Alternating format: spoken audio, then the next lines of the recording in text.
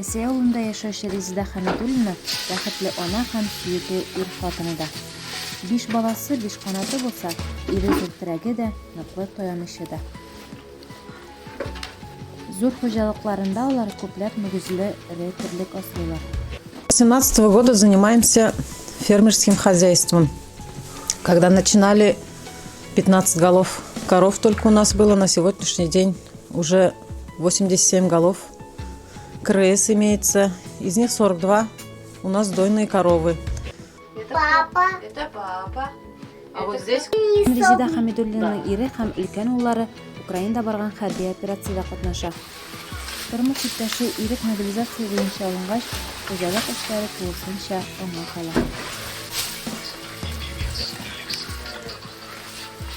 Работа у нас в основном держится на молоке, на производстве молока. Бүген инде аның авырышта төп терәге балалары һәм туганнары, икенче уллары Руслан Казан аграр университетында белем ала, Эдуард 9-нчы сыйныф укучысы. Корм заготавливаем на зиму сами, сажаем, косим сами.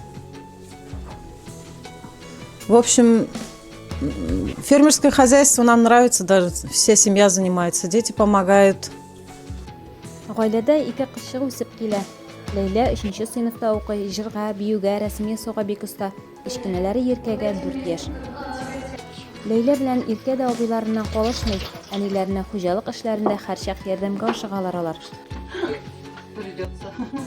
Мама удивительный человек, который совмещает в себя строгость, нежность, ласку, доброту и неимоверную жизненную силу. Именно благодаря маме мы стали такими, какие мы есть. Мама воспитала меня таким отважным, мужественным. Она воспитала во мне любовь к нашей родине. Ел Резида Хәмидуллина ел хатын-кыз республика бәйгесендә катнашып, хатын-кыз ана номинациясендә җиңү яулады.